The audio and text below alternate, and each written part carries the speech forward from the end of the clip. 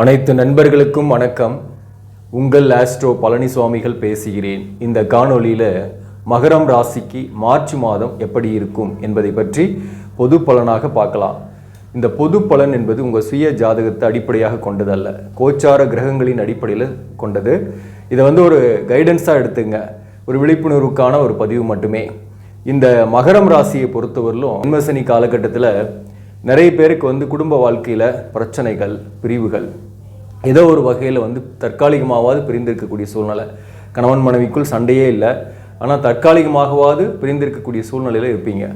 அப்படிப்பட்டவர்களுக்கும் சரி, சில பேருக்கு மேரேஜ் ஆகாமல் தடையாகவே இருந்துகிட்டு இருக்கும், அப்படிப்பட்டவர்களுக்கும் அதே போல் ஏதோ ஒரு வகையில் ஒரு அன்பு, ஒரு பாசத்திற்காக இயங்கக்கூடிய ஒரு சூழ்நிலையும் சில பேருக்குலாம் இருக்கும். அப்படிப்பட்டவர்களுக்கும் பார்த்தீங்கன்னாக்க உறவை தேடும் பறவைகள் அப்படின்னே சொல்லலாம். மார்ச் 15ஆம் தேதி வரலும் செவ்வாய் ராசியில் இருக்கிறாரு. மார்ச் 7ஆம் தேதி வரலும் சுக்கிரன் உங்கள் ராசியில் இருப்பார். ஸோ இது பார்த்தீங்கன்னாக்க கடந்த காலத்தை விட கொஞ்சம் வேகமாக செயல்படுவீங்க, அவசரமாக செயல்படுவீங்க, கொஞ்சம் பதற்றமாகவும் செயல்படுவீங்க. இதில் வேகமாக செயல்படுறதெல்லாம் கரெக்டு தான், ஆனால் பதற்றமாக செயல்படக்கூடாது, அவசரமான முடிவுகளை எடுக்கக்கூடாது, கோபம், டென்ஷன்லாம் இருக்கும். இந்த மாதத்தை பொறுத்தவரை உங்கள் ராசியாதிபதியாக வரக்கூடிய சனியை சூரியன் அஸ்தங்கப்படுத்தி புதனோடு 2ஆம் பாவகத்தில் இருக்கிறாரு. புத்திசாலித்தனமாக நிறைய ஆர்கியூமெண்ட் பண்ணக்கூடிய சூழ்நிலை வரும், ஆனால் அதை மற்றவங்க ஏற்றுக்க மாட்டாங்க.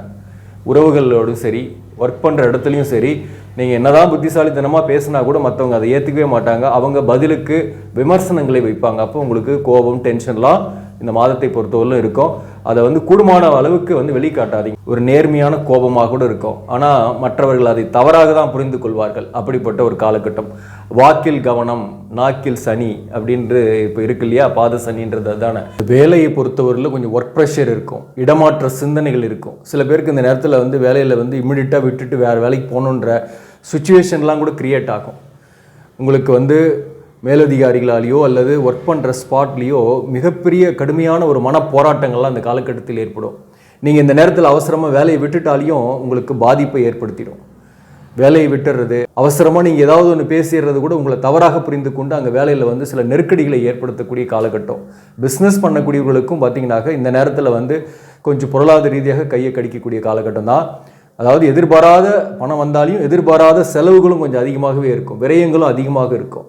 அதனால் வேலை மாறுதல்களை இந்த 2 மாதத்தில் தவிருங்க. மே மாதத்துக்கு மேலே புதிய வாய்ப்புகளுக்கு முயற்சி பண்ணலாம். குரு பயிற்சிக்கு அப்புறம் அது பொது பலனாக சொல்கிறேன். உங்கள் சுய ஜாதகத்தில் தசாபுக்தியோட பலன்களையும் தெரிஞ்சுக்கிட்டு நீங்கள் வேலை மாறுதல்களுக்கோ அல்லது புதிய திட்டம், புதிய முயற்சிகளுக்கோ ஈடுபடுங்க. அதே போல் இது ஒரு பொது பலன் தான். அதான் முக்கியமாக சொல்லப்போனால் அந்த பிஸ்னஸ் பண்ணக்கூடியவர்களுக்கு இப்போ அகலக்கால் வைக்க வேணாம். நீங்கள் இன்வெஸ்ட்மெண்ட் பண்ணுறீங்க, அல்லது ஒரு ஷாப்பு மாற்றணும், அல்லது ஒரு புதிதாக ஒரு தொழிலை ஆரம்பிக்கணும், அல்லது ஒரு தொழிலை விரிவுபடுத்தணும்னா கூட ஒரு மே மாதத்துக்கு மேலே அதை செயல்படுத்துங்க. இந்த மாதத்தை பொறுத்தவரையிலும் இந்த சூரியன் சனியை அஸ்தங்கப்படுத்தி 2ஆம் பாவகத்தில் இருக்கிறதுனால இந்த சூரியன் சனியை போலவே செயல்படக்கூடியவராக இருப்பார். மேலும் இங்கே புதனும் இருக்குது. ஸோ அப்போ பார்த்தீங்கன்னாக்க அட்டமாதிபதியாக வரக்கூடிய 2ஆம் பாவகத்தோடு தொடர்பு கொள்ளும் போது விரயங்கள் கூடுதலாக இருக்கும். கையில் எதிர்பார்த்த பணம் வராது, தடைகளாக இருக்கும். அதனால் இந்த 2 மாதத்தை தள்ளி வைங்க அப்படின்னு நான் சொல்கிறேன். ராகு, சூரியன், புதன் இந்த 3 கிரக சேர்க்கைகள் 3ஆம் பாவகத்தில் மாதத்தோட பிற்பகுதியில் இருக்கும். ஸோ சூரியன் 3ஆம் பாவகத்தில் இருக்கலாம்.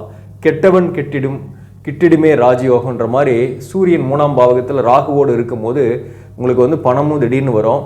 அதே போல் எதிர்பாராத செலவுகளும் வரும் ஒரு பக்கம். ஆனால் சமாளிப்பீங்க, வெற்றிகரமாக சமாளிக்கக்கூடிய மாதமாக தான் இருக்கும் பொருளாதார ரீதியாக கூட. ஆனால் மாதத்தோட முதல் பகுதியில் சூரியன் சனியை அஸ்தங்கப்படுத்துறதுனால உடல்நலத்தில் கொஞ்சம் கவனம் செலுத்திங்க. உடல்நலத்தில் சிறிய அளவுக்கு பாதிப்பு போகும். அதே போல் சிறுதூர பயணங்களை அந்த மாதத்தை பொறுத்தவரை நிறையவே செய்வீங்க. நண்பர்களோட, உறவுகளோட, ஏதோ ஒரு வகையில் உங்களுக்கு பிடித்தமானவர்களோட சிறுதூர பயணங்கள் போயிட்டு வர்றது, ஆன்மீக சுற்றுலா போகிறதெல்லாம் இந்த காலகட்டத்தில் நடக்கும். மேக்சிமம் இந்த மாதத்தை பொறுத்தவரை இந்த சுப செலவுகள் தான் நிறைய பண்ணுவீங்க. அதாவது வீடு மாற்றம் பண்ணுறது, அல்லது வீடு ஆல்ட்ரேஷன் பண்ணுறது, அல்லது வாகன மாற்றம், வாகனத்தில் செலவுகள், இந்த மாதிரியான செலவுகள் வரும்.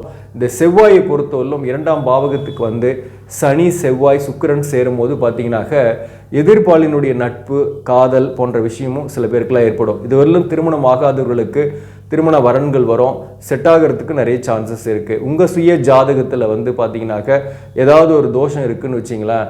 இப்போ உதாரணமாக லக்னத்துக்கு 7ஆம் இடத்துல சனி இருந்து அல்லது செவ்வாய் இருந்து ராகு கேதுக்கள் இருக்கிறாரு அப்படின்னாக்க அவர்களுக்கெல்லாம் திருமணம் லேட் ஆகும். அதே போல் பார்த்தீங்கன்னாக்க உங்களுக்கு இப்போ நடப்பு தசாபுக்தி 2ஆம் அதிபதியோட தசாபுக்தி, 7ஆம் அதிபதியோட தசாபுக்தி, திரிகோணாதிபதிகளோட தசாபுக்தி நடக்குதுனாக்க உங்களுக்கு இந்த மாதிரியான தோஷங்களும் இல்லை. 7ஆம் இடத்துல பாவகிரகங்கள் இல்லை, 2ஆம் இடத்துல பாவகிரகம் இல்லை, அல்லது லக்னத்துக்கு 12ஆம் இடத்துல பாவகிரகம் இல்லை அப்படின்னா அவர்களுக்கெல்லாம் சீக்கிரமாக மேரேஜ் ஆகிடும். இப்போ ஏன் சில பேருக்குலாம் திருமணமே ஆகலை, லேட் ஆகிட்டு இருக்கு அப்படின்னாக்க மெயினாக உங்கள் ஜாதகத்தில் ராசிக்கு கூட பார்த்தீங்கன்னாக்க 7ஆம் இடத்துல சனி இருந்தால் லேட் ஆகும். அல்லது ராசியிலேயே சனி இருக்குன்னு வச்சுக்கோங்க, மகர ராசி அங்கேயே சனி இருக்குன்னா கூட அது புணர்ப்பு தோஷம். அல்லது ராசிக்கு 7ஆம் இடத்துல சனி சமசப்தமோ பார்வையில் இருக்குது, வக்கரமும் ஆயிடுச்சுனாக்க திருமண வாழ்க்கையிலையும் பிரச்சனை வரும், திருமணமும் காலதாமதம் ஆகிட்டு இருக்கும். இந்த மாதிரி உங்கள் சுய ஜாதகத்தில் இந்த மாதிரியான அமைப்புகள் இருக்குது அப்படின்னாக்க என்னதான் நம்ம கோச்சாரத்தில் திருமணமாகும் வரன்கள் வரும்னு சொன்னால் கூட அவர்களுக்கு ஆகாது. ஸோ அப்படிப்பட்டவர்கள் நீங்கள் உங்கள் சுய ஜாதகத்தை செக் பண்ணி அந்த தசாபுக்தி எந்த காலகட்டத்தில் நடக்குது, நல்ல ஒரு பீரியட் எப்போ வருதுன்றதை நீங்கள் தெரிஞ்சுங்க. அதே போல் இப்போ பார்த்தீங்கன்னாக்க இந்த பிரிந்த உறவுகள், கணவன் மனைவிக்குள்ளே தற்காலிகமாவது ஏதோ ஒரு வகையில் பிரிந்திருக்கிறீங்க இல்லையா, அவர்களெல்லாம் சேரக்கூடிய வாய்ப்புகள் இந்த காலகட்டத்தை பொறுத்தவரையில் உண்டு. அதுவும் குறிப்பாக எந்த விதமான வழக்குகள் இல்லாமல், லீகல் ஆக்டிவிட்டீஸ்லாம் எதுவும் இல்லை, தொழில் காரணமாக பிரிஞ்சிருக்கீங்க, அல்லது ஒரு சிறிய அளவுக்கு கருத்து வேறுபாடு தான் அதனால் பிரிந்திருக்கீங்க அப்படின்னாக்க அதுக்கு சேரக்கூடிய வாய்ப்புக்கெல்லாம் இந்த காலகட்டத்தில் உண்டு. பேச்சுவார்த்தை நடத்தலாம். கணவன் மனைவிக்குள் பொறுத்தவரையில் ஒற்றுமை இருந்தாலும் சின்ன சின்ன ஒரு நெருடல்கள், பிரச்சனைகள்லாம் இந்த காலகட்டத்தில் இருந்துக்கிட்டு தான் இருக்கும். அதாவது ஒரு சில கருத்து வேறுபாடுகளும் போகக்கூடியதாக இருக்கும். அதாவது குறிப்பாக நீங்கள் ஒன்று சொன்னால் அவங்க ஒன்று அதை அண்டர்ஸ்டாண்ட் பண்ணிக்குவாங்க, வாழ்க்கை துணிவர், அதனால் கொஞ்சம் குடும்பத்தில் சண்டைகள், பிரச்சனைகள் வரும். மேக்சிமம் இந்த குடும்ப உறவுகளால் தான் அது கூட உங்களுக்கு கணவன் மனைவிக்குள் இருக்கக்கூடிய அந்யோன்யத்தில் பிரச்சனைகள் வருமோ தவிர மற்றபடி உங்கள் வாழ்க்கை துணிவர் உங்களை புரிந்து கொண்டவராகவே இருப்பார். அதனால் இந்த நேரத்தில் என்னதான் பணம் இல்லை அல்லது சில பிரச்சனைகள் இருக்குது அப்படின்னா கூட வாழ்க்கை துணியினுடைய சப்போர்ட் இந்த காலகட்டத்தில் உங்களுக்கு இருக்கும். ஏன்னா குருவை பொறுத்தவரையில் உங்கள் ராசிக்கு 4ஆம் இடத்துல இருக்கிறார். ஸோ 4ஆம் இடத்துல குரு இருக்கும்போது பார்த்தீங்கன்னாக்க பொதுவாகவே படிக்கக்கூடிய மாணவர்களுக்கு ஓரளவுக்கு நல்ல படிக்கக்கூடிய சூழ்நிலை இந்த காலகட்டத்தில் ஏற்படும். திடீர்னு படிப்பில் கான்சன்ட்ரேட் ஏற்பட்டு நிறைய படிக்கக்கூடிய சூழ்நிலை இந்த காலகட்டத்தில் ஏற்படும். ஹார்ட் ஒர்க் பண்ணுவீங்க. அதே போல் 4ஆம் இடத்துல குரு பகவான் இருக்கிறதுனால மேக்சிமம் இந்த சொத்துக்கள் தொடர்பாக வீடு வாங்கிறது, சொத்து வாங்கிறது அல்லது விற்கிறது, அதனால் ஆதாயங்கள் இந்த காலகட்டத்தில் உண்டு.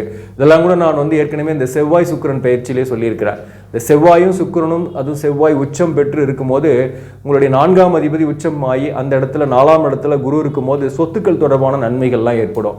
நீண்ட நாளாக விற்க முடியல, சேல்ஸ் பண்ண முடியல ஒரு லேண்டுன்னாக்க இந்த நேரத்தில் சேல்ஸ் பண்ணுறதுனால உங்களுக்கு ஆதாயம் வரும். அது மாதத்தோட பிற்பகுதியில் சூரியனும் ராகுவும் சேரக்கூடிய இந்த காலகட்டத்தில் நிறைய ஹார்ட் ஒர்க் பண்ணுவீங்க, நிறைய அலைச்சல்கள், நிறைய எஃபோர்ட் பண்ணுவீங்க. மாதத்தோட தொடக்கத்தில் இருந்தே பார்த்தீங்கன்னாக்க ஒரு லாப நோக்கோடவே இந்த மாதத்தை பொறுத்தவரையிலும் செயல்படுவீங்க.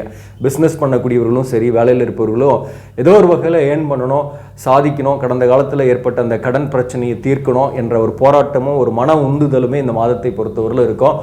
மேலும் குறிப்பாக தந்தை வழி உறவுகள் அல்லது பூர்வீக சொத்தால் சில பிரச்சனைகள்லாம் கூட வரலாம். சகோதர வழி உறவுகளில் சில கருத்து வேறுபாடுகள் இந்த காலகட்டத்தில் வரலாம். இந்த வழக்கு போன்ற விஷயத்தில் இருக்கீங்க அப்படின்னாக்க மாதத்தோட முதல் பகுதியில் கொஞ்சம் கஷ்டமாக இருக்கிற மாதிரி இருக்கும்.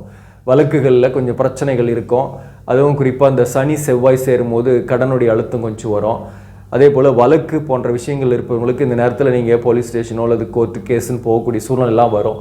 ஆனால் மாதத்தோட இறுதியில் உங்கள் பக்கம் சாதகமான தீர்ப்புகள் வரும், அல்லது நீங்கள் உங்கள் வழக்கு உங்களுக்கு சாதகமாக செல்லக்கூடியதாகவே இருக்கும். பெரிய அளவுக்கு பாதிப்பு கொடுக்காது மாதத்தோட பிற்பகுதியில் சொல்கிறேன், இந்த சூரிய பெயர்ச்சிக்கு அப்புறம். ஆனாலும் இந்த சனி செவ்வாய் சேரும் போது பார்த்தீங்கன்னாக்க பொதுவாகவே கடனுடைய அழுத்தமெல்லாம் இந்த மாதத்தை பொறுத்தவரையில் இருக்கும். ஒரு கடனை வாங்கி இன்னொரு கடனை அடைக்கக்கூடிய சூழ்நிலையும் இந்த காலகட்டத்தில் ஏற்படும். அதே சமயத்தில் கொஞ்சம் ஏர்ன் பண்ணக்கூடிய வாய்ப்பும் இந்த மாதத்தை பொறுத்தவரையில் உண்டு. வருமானம் வந்தாலும் சில நேரங்களில் அந்த பற்றாக்குறையும் தொடரும் அப்படின்றது தான் நான் உங்களுக்கு இந்த மாதத்தை சொல்கிறேன். அதனால் தேவையற்ற விஷயங்களில் பணத்தை இன்வெஸ்ட்மெண்ட் பண்ணுறதோ, தேவையற்ற விஷயத்தில் கொஞ்சம் விரைய செலவுகள் செய்யும் போது அது உங்களுக்கு பொருளாதாரத்தை பாதிக்கும். அதனால் கொஞ்சம் கவனமாக செலவு பண்ணுற விஷயத்தில் கவனமாக இருக்க வேண்டும். வாக்கில் கவனமாக இருக்க வேண்டும். உணவு விஷயத்தில் கவனமாக இருக்கணும். உடல்நலத்தை பாதிக்கக்கூடிய அம்சங்கள், கரெக்டான உணவு சாப்பிட்றீங்கன்னாக்க வயிறு சம்பந்தமான பிரச்சனைலாம் எதுவுமே வராமல் நல்லா இருப்பீங்க. அலர்ஜி, அதே போல் சளி தொந்தரவுகள், இந்த மாதிரியான விஷயமும் இந்த காலகட்டத்தில் ஏற்படும். ஷேர் மார்க்கெட்டில் இன்வெஸ்ட்மெண்ட் பண்ணக்கூடியவர்களை பொறுத்தவரையிலும் மார்ச் மாதம் பொறுத்தவரையிலும் மார்ச் 15ஆம் தேதிக்கு மேலே கொஞ்சம் கவனமாகவே இருங்க. அதாவது மார்க்கெட் இந்த நேரத்தில் கரெக்ஷன் ஆகிறதுக்கு நிறைய வாய்ப்புகள் உண்டு. கொஞ்சம் ஏற்ற இறக்கங்களாக இருக்கும். இந்த புதிய முதலீடுலாம் கொஞ்சம் குறைச்சிங்க அல்லது கொஞ்சம் இந்த காலகட்டத்தில் தள்ளி இருங்க. ரொம்ப லீஸ்டாக ஷேர் வருதுன்னா கொஞ்சம் கொஞ்சமாக வாங்குங்க. ஸோ இந்த மாதிரி ஷேர் மார்க்கெட்டை பொறுத்தவரை கரெக்ஷன் ஆகிறதுக்கு வாய்ப்பு இருக்குது. கொஞ்சம் எச்சரிக்கையாக இருங்க.